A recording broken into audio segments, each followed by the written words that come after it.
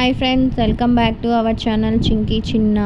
ఈరోజు మన వీడియోలో బెండకాయ ఫ్రై ఈజీగా ఎలా చేయాలో నేను చూపిస్తాను. సో ఇలా ట్రై చేయండి మీరు కూడా.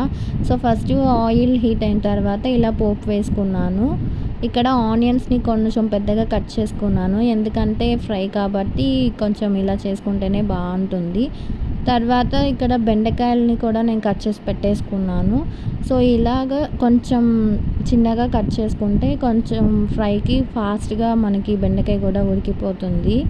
ఇలాగ ఒక 5 మినిట్స్ అలాగా మనము సిమ్లోనే పెట్టుకొని చేసుకున్న తర్వాత ఇక్కడ జస్ట్ సాల్ట్, పసుపు, కారం మనకి ఎంత కావాలో అంత క్వాంటిటీ వేసుకొని ఒక 10 to 15 మినిట్స్ ఇలా సిమ్ ఫ్లేమ్లోనే పెట్టుకొని మధ్య మధ్యలో ఓపెన్ చేసుకుంటూ చెక్ చేసుకుంటూ ఇలాగా మిక్స్ చేసుకుంటూ ఉండండి. ఇక్కడ చూసినట్లయితే మనకి ఆల్మోస్ట్ ఆనియన్ అంతా బాగా ఫ్రై అయిపోయింది. ఇలా అన్నీ మిక్స్ చేసేసుకుంటున్నాను. మన మెయిన్ ఇంగ్రీడియంట్ ఏంటి అంటే ఈ బెండకాయ ఫ్రైలో ఇక్కడ నేను కొబ్బరి అండ్ తెల్లగడ్డ పేస్ట్ని వేస్తున్నాను.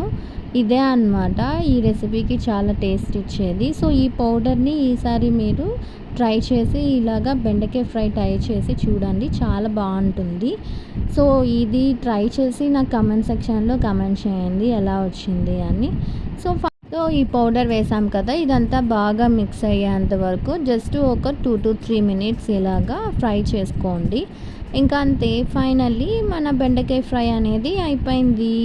సో ఇదంతా సిమ్ ఫ్లేమ్లోనే యూజ్ చేయాలన్నమాట, ఎందుకంటే మళ్ళీ మాడిపోతుంది.